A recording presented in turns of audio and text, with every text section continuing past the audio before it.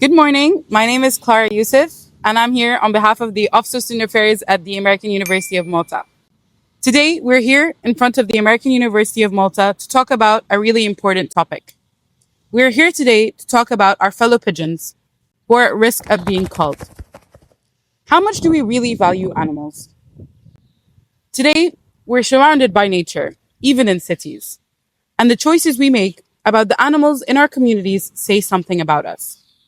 Today, we're going to talk about why this topic is so important. Because it's happening in Malta right now. Through the eyes of three people, today we're going to be speaking about what is so important about pigeons and how they came about and their importance in our ecosystem in three different perspectives. Firstly, we have Vincent Sciortino, Assistant Zero. Arnold, researcher, biologist, and also a pest control consultant. and lastly, Scott Alexander, a pigeon rescuer. perfect. Okay, let's begin with Father Vincent. Pigeons appear throughout scriptures and religious tradition as symbols of peace and of the Holy Spirit. When we call an animal a pest and decide to kill it, does that sit easily with faith? I don't agree with any killing of pigeons or any other animal. Only for perhaps to feed or to eat or something ourselves. But otherwise, just exterminate something which is not doing nothing wrong, but she just wanted them to live. And in the Bible, we have what God created us, created pigeons, created everyone. When he first started creating the first thing he done, he went down, hovering over the water like a pigeon. And also, pigeons let us pray for peace, let's hope for peace. It's also mentioned in the Bible, Noah's Ark, where they send it away to see whether the water has went down or not, came back various times, she's dead and back. And lastly, she came with a olive leaf. Yeah. And that's why olives and pigeons is the sign of peace. And unfortunately, at the moment, we have a lot of wars. And not only we're killing people, we're killing also animals, so brutal, which is not good. Which is also the Holy Spirit comes on Jesus when he was baptized. He showed himself as a white pigeon. Pigeon. Yes, it's all over. Even when we say if you come to Grilla or to any church, you'll see confessions with a pigeon on top, the confession boxes. Yeah. So the church, I think no, we don't agree. I'm not talking as a priest. I'm talking on my own name. Because not every priest thinks the like me. But yes, pigeons should be. We should feed pigeons, and not. Thank you, Father. Okay, let's move on to you, Arnold. Who's this little guy? His name is Swift. He's a Homer pigeon that was rescued by that guy, and he's doing pretty well. Hi, Swift. Is there anything you'd like to say? Don't kill me! Don't kill me! Perfect. As I was saying, pigeons have been around humans for thousands of years through war, communication, religion. Can you give people a sense of that history? What has the relationship been between humans and pigeons over time? Well, pigeons have been one of the first domesticated bird species in the world. Them and chickens, and they are one of the oldest. And I think it is one of the most bird species that served humans throughout the ages. I mean, wild chickens were served us as food and also for exhibition material, but pigeons served us literally, and some particular individuals were also classified as war heroes and also were given medals. So pigeons through the years were used as food, were used as company, were used as delivering messages, as exhibition breeds, and the story goes on and on. Just from one particular species, we managed to breed out domestically over 1,000 breeds. Yeah. So it's impossible to sum up how important they were through our history. In every nation, pigeons are depicted also in religious beliefs, in decorations, you name it, and pigeons are entwined in our cultures. Thank you for that. Scott, let's move over to you. You live with a pigeon. Several. Most people have never really looked at one up close. Can you describe what it actually looks like? It depends which one you meet. So that was one of the most interesting things about getting to know these pigeons. When my wife was like rescuing these pigeons, like you go into it thinking, okay, they're one all the same, but they're not. And one of the key differences is they all have their own personalities. Some of them are feisty. Some of them are very cuddly. Yeah. Some of them are just chill. Yeah. And that was actually one of the most interesting surprises for me, in that kind of when you rescue these pigeons, you're going to meet one you connect to. Yeah. And you're going to see how they behave. You're like, oh, wow, that's chill. Okay, Yeah. I do that too. Yeah. I just like to relax also. And as far as like their looks are concerned, my wife is really good at telling them apart. Yeah. She's an artist though. And I will say though that once you get to look at them and get to know them, you just want to hug them. Yeah. You really do. They are your friends, and they do appreciate a good hug. Yeah. So I've been hearing that there's this phrase that everyone knows called rats with wings. Where does that actually come from? That came from the former head of the Met Museum and New York City Parks Commissioner. I'm not going to dignify his name. It's an ugly phrase, and then it was popularized by Woody Allen in Stardust Memories. It's always Woody Allen. It's his attempt to be clever. But when you get to know these pigeons, you really have a bitter taste in your mouth when you hear that phrase. Yeah. I mean, anything meant to dehumanize these lovely birds. Yeah. And I wouldn't really take any phrase suggestions from Woody Allen or the man who came up with the phrase originally, the Parks Commissioner. He was a known racist. So the phrase comes from a very ugly place and popularized for the worst of reasons. Okay. Thanks for sharing that. There you have it, folks. Flying rats come from New York, apparently. But let's not refer to them as that because they're not. And pigeons should be referred to as pigeons. Let's be real. Okay, Arnold, let's go back to you. As a scientist, could you tell us what are feral pigeons and how did they come about? Okay, so let's make it clear. Feral pigeons are not a wild species, okay? They are on the same level as any other feral animal, like feral ducks, feral cats, you name it, we have it. And to be explaining what feral is when you had a wild species that was domesticated for a very long time, and then somehow it got left outside and abandoned again. Many of these animals die in a very painful way or disgraceful way, but some manage to adapt living the urban homeless pattern life. And feral pigeons, like the other species I mentioned, were one of those species that managed to thrive after they have been dumped in the streets. Oh, wow. How interesting. You mentioned feral cats. Is there a difference between a feral pigeon and a feral cat? Not really. No, Okay. of course, they are separate species, completely different from each other. But yes, these were species brought from other countries, from their native range. They were domesticated for different uses. And then suddenly they were left to the streets. Yeah.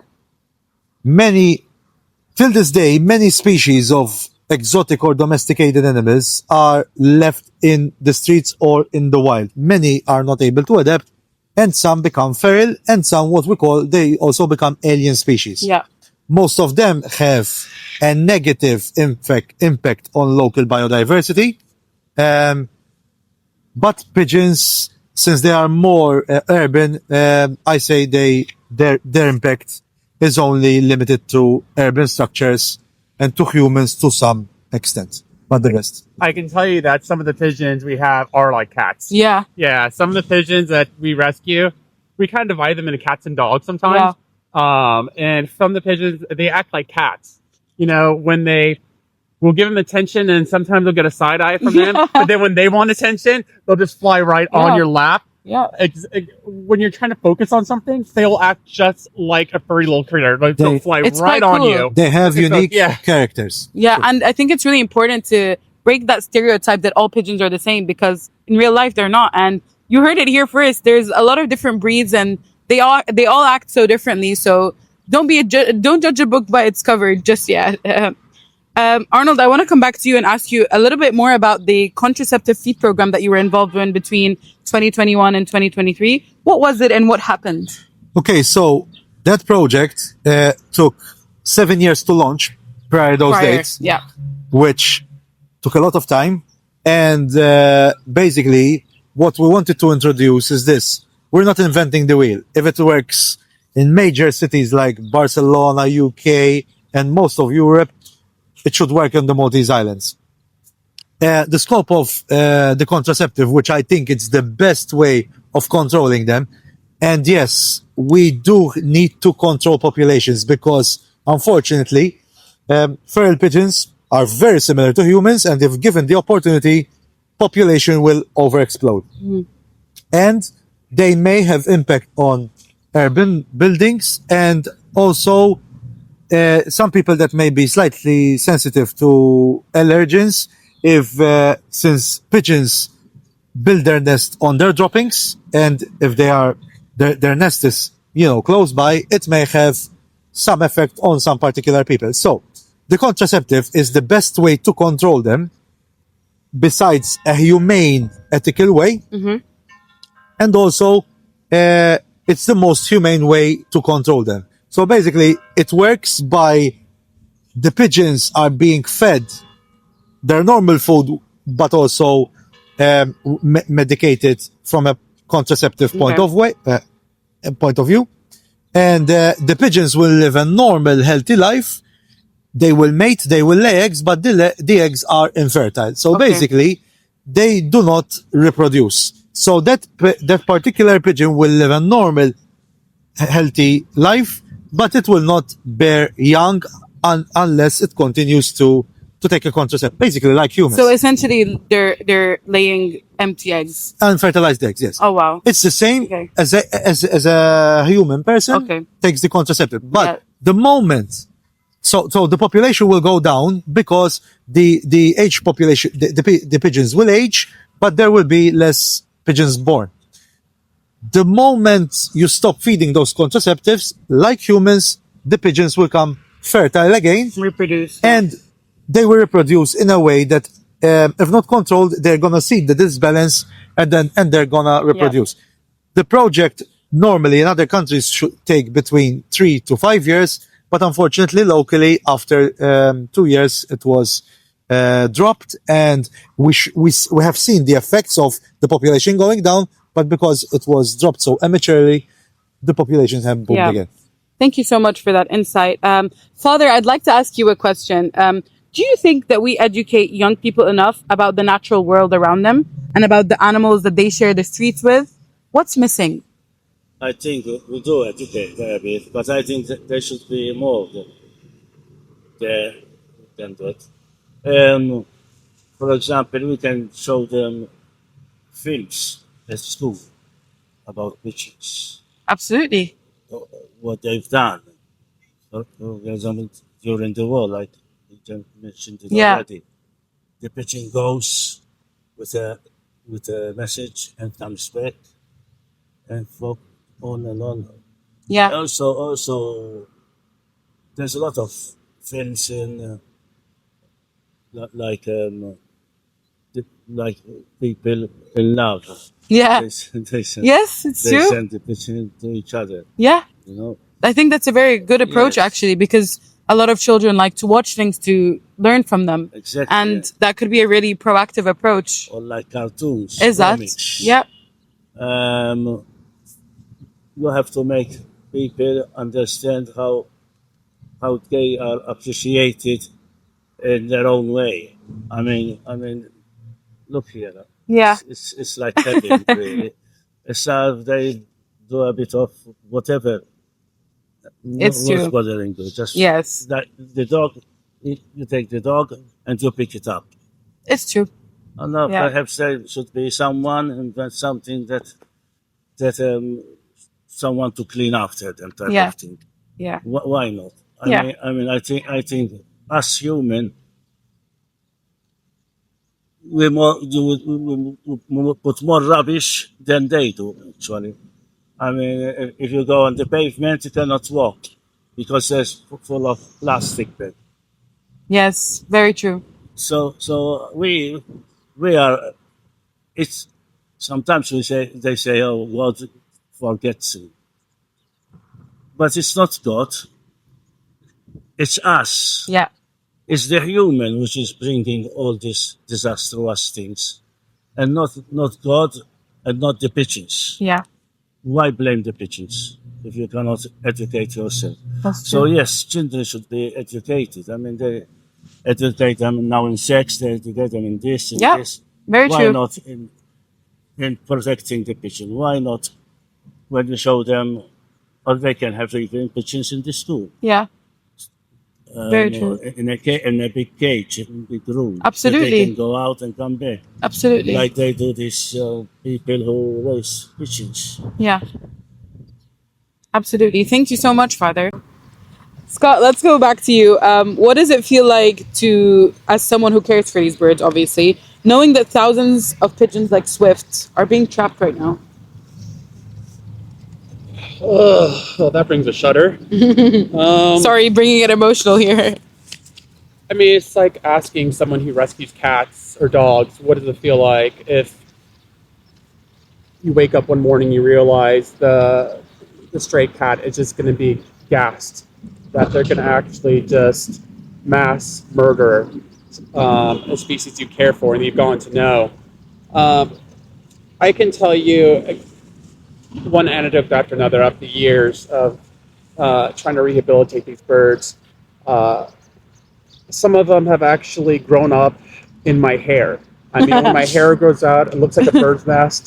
So it's not something I ever anticipated happening when my wife started rescuing pigeons and me getting involved with it. Mm-hmm. And some of them behave like dogs. Some of them are just like, wherever I go in the house, I just have like I hear a flutter of wings and they fly right on my shoulder and I've got a buddy. Yeah. They all have their own personalities. I love that. And so I actually pray for people in this because here's what it comes down to. And listening to Father, I think of this. You either believe in God's mercy or you don't. You either believe in God or you don't. You either believe in the mercy of Jesus or you don't. That's that. We go to church on Sundays, and then, I mean, are we leaving mercy in that church? Mm-hmm. And as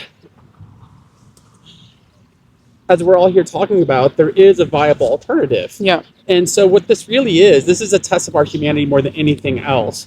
If you want to feel like you have power and to mass kill these helpless animals, that speaks to us more than anything else. Yeah. And that's one thing I do shudder for also. But yeah, of course. I mean, if you told a dog lover we're going to kill a random stray we see, I mean, they'd be furious, and rightfully absolutely. so. So yes, it's the difference here though is like the good thing about having a pigeon community is that we have people who can understand this fury because we've gotten to know these birds. Yeah. And there's a message we want to tell people here is it's like once you get to know them too, you realize they are your friends. Yeah, that's true. They were domestic. They were raised to be your friends. They were raised to be part of your lives. And then we just abandon them. Yeah. And to do this to them is... And this is something I talked with my wife about. If AI ever does take over, when they want when they want to like give themselves moral absolution for wiping us out, all I have to do is to see how we treat these animals and say, well, you abandon them, and then when they're just trying to feed themselves, they pose no danger to you, and you want to mass cull them. What? You have no mercy. Why should we show you any mercy? We're going to have a leg to stand on if aliens or AI takes over. Yeah. So if you don't even see it from like a point of view of mercy, just be practical. Just look at from a point of view of self-preservation. At least if we stop this, then we can point to something and say, no, we chose a merciful path. Yeah. Unfortunately, humans, most of humans, because obviously you cannot put everybody in the same category, but we perceive to protect and what to kill depends on beauty and habit. So even between a black and white pigeon, we make a difference. Yeah. Some we see it as holy, some we see it as, from a scientist point of view, for me that makes no sense. I mean, it's just a color of melanin, albinism. Yep. You know, and we tend to mate with these animals yourself. So I mean, this is the same thing with you said rats with wings. Yeah. Why are we discriminating rats? That's at true. The same point. Absolutely agree. But you have to make you have to make a distinction that these species that we created, because we created this problem, when we are playing God, let's be honest. In this world, we are playing God. So what we created that is causing us a problem now, unfortunately, whether you like it or not, we are the ones that have to control it. Nobody's going to control it for us. And if we're not going to control it, we're going to have other serious problems. But it's also in our power, since we're playing God, to work not on just feelings, but work also from a scientific and academic point of view, not political, because this is a political war as well. And if there is a humane way, because the humane of the humans have to be in us as well, because otherwise we should be judged by the aliens or the AI. Yes. We should, since we're going to control it, we have to control it in the most humane way. And there are humane ways. Even where we're standing right now, it's man-made. Yeah. If we decide not to touch anything, this grass will grow so huge that we can't even sit here. Very true. We have to control, and controlling is not a bad thing. But there are ways and ways of controlling. It's how you teach your children. There are bad ways to teach your children, and there are good ways to teach your children. But you have to intervene so they will have an education in life. You were talking about science as well, just there in that comment that you were making. Let's look at the science behind that. You were saying, some people are saying that the contraceptive approach doesn't work. And there's even a study that says so. What is the actual science behind it? Well, the people that said it doesn't work are the common public people that unfortunately follow either a color or a party, or let's not go into details. I mean, it's a culture, and as Maltese we have our own culture. So if Johnny says something, Johnny, which has no idea on pigeons, it's being done, it's being said. Understood. So the science speaks for itself. As I said before, I didn't invent the wheel. It's working all over Europe, but in Malta, for some reason, it's not working. Yeah. Most probably, I'm thinking here as a scientist and as a local fellow Maltese.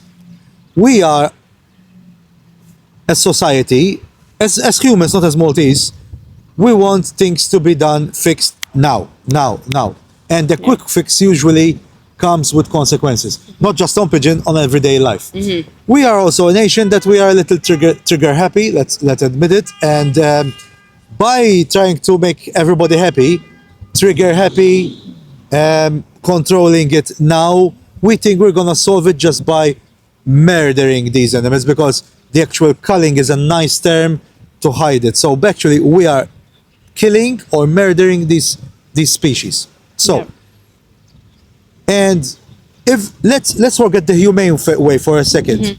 Let's say killing these species, the species works. We kill them, the population goes down, and we don't have this minute convenience that they're dirtying the place or whatever. If it works, let's say you have 30% that I give you a right answer. But in reality, not even that works, because pigeons, like humans, which we are very similar, we have different characters and everything.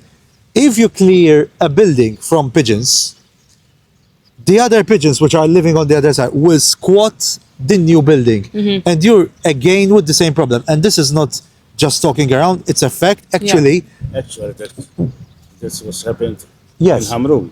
And it happened even here in Borbla, where we are. Pigeons were shot. It was a massacre.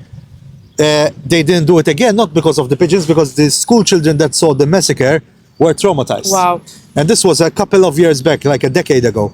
And a few weeks later, there were more pigeons that came from Valletta, Slima, and all this. Yeah. So, yes, control has to be made. I mean, we can't be living in an obsolete world where we live in fantasy. Control has to be made, but in a more humane and rigid way. And contraceptive is one thing, and quick fix, in a way, if you have a problem in your building or somewhere else, there are actual permanent fixes where you can repel the pigeon away without harming it. Yeah. Thank you for that. Father, you were just chiming in there. Yeah. I have the same thing actually at home against cockroach and against rats. It's just a machine, plug it, and they keep them away. And yes, and there exists also for the pigeons. There's one also for men not to go to some places. So they have perhaps to put locks on, but pigeons not going to do that.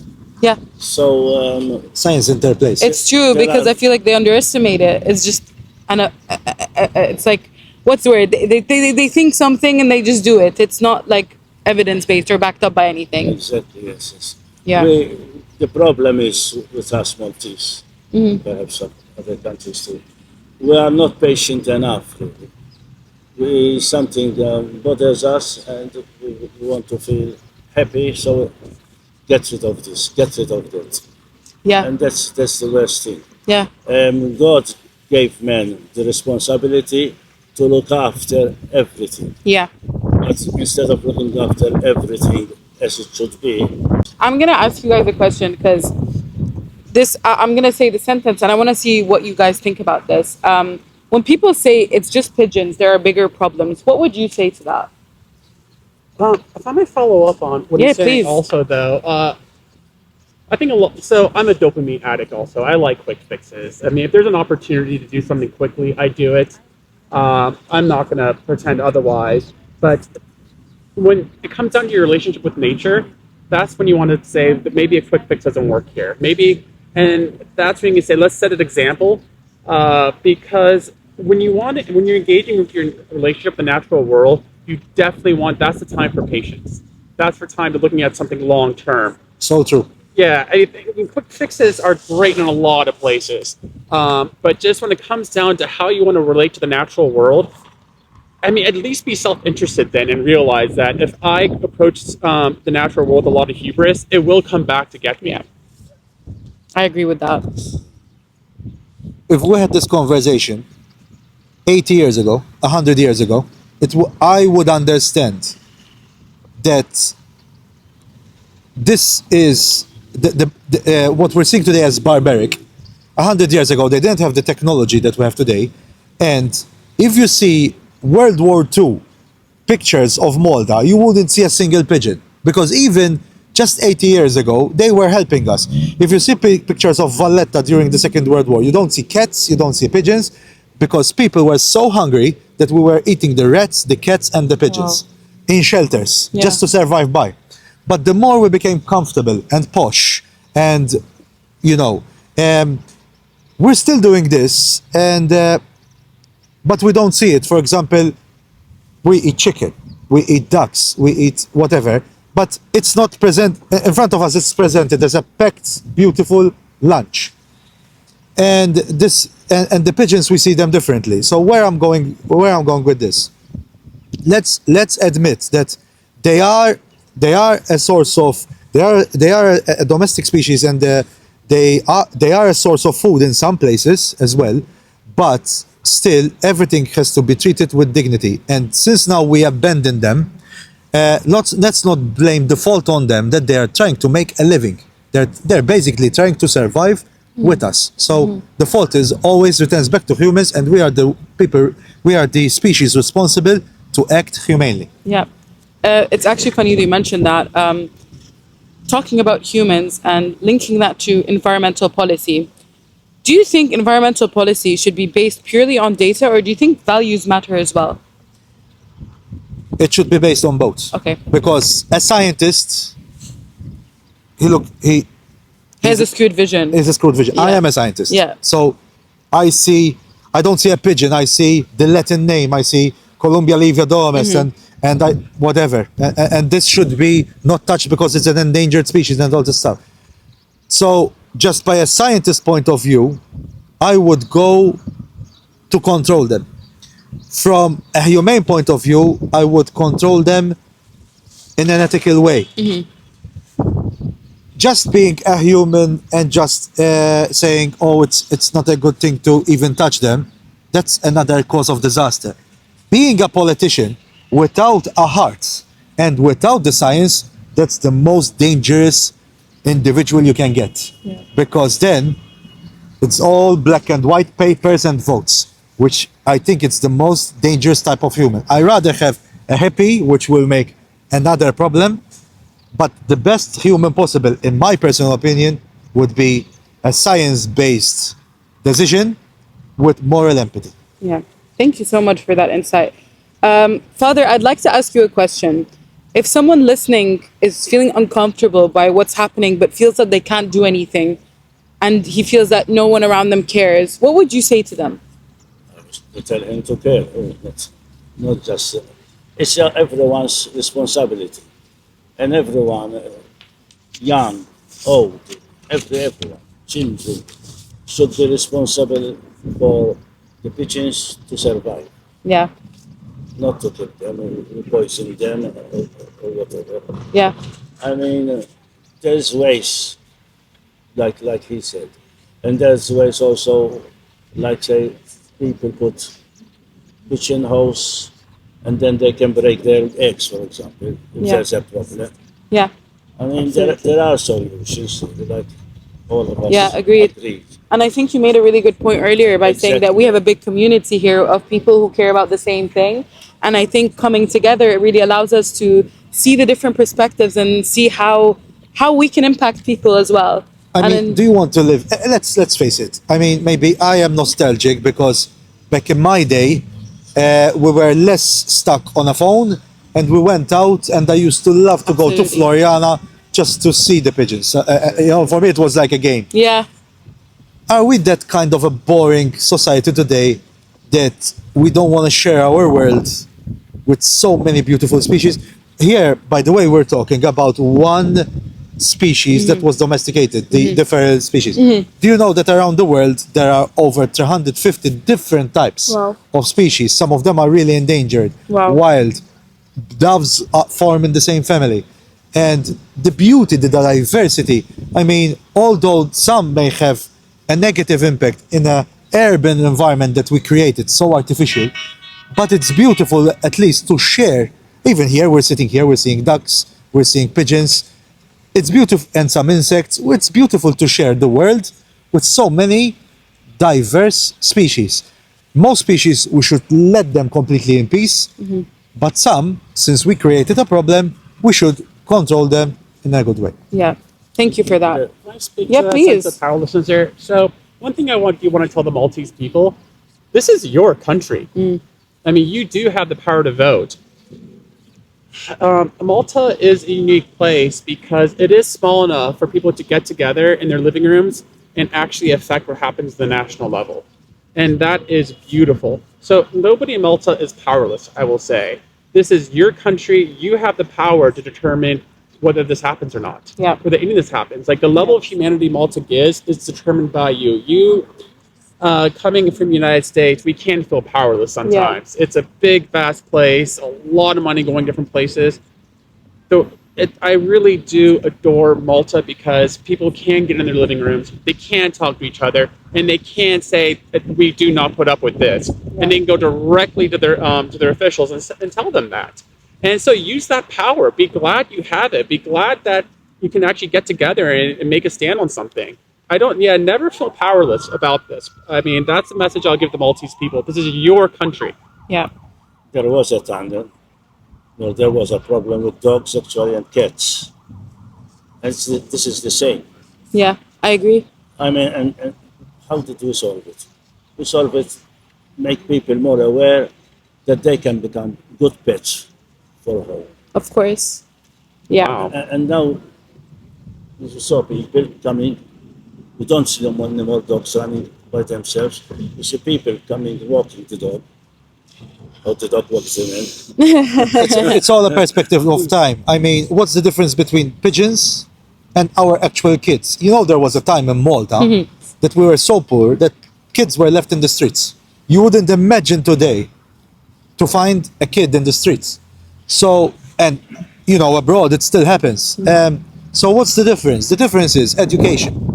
And if we educate the public enough Yeah. to take a decision, but that's why people like us need to push it out there, and we're fighting against a heavy force. Although Yeah. I agree with the gentleman that Malta, it's much more controllable than places like the United States. Sure. Yeah. But I remember the time where dogs were in the streets. Today you won't even imagine it, because there was a good program where dogs were collected, where dogs were humanely kept. None of them were, and now there's a scrutiny to adopt a dog. In my opinion, far better than adopting a kid, because the amount of questions that they ask you, wow, it's incredible. It's incredible. It's easier to adopt a kid, but that's the way to go, because if you start giving dogs to everyone and every kind of people, I believe that dogs will end up again in the streets. So now they are chipped and they are kept well, and a big applause to the people, the Maltese people of the 90s that managed to do this. So this is very, very similar. All we need is to educate the people and give them the options. And I'm pretty sure that most of the new generations, at least, will understand that there are better options. Thank you, Arnold. Yeah, That was very inspiring. There was a time when they were shooting dogs Wow. back in Manuel Island. for times. example. Yes, I remember those times. Wow. One minister told the police to go and shoot. The That's police. wow. It's And crazy then- the times how they've changed.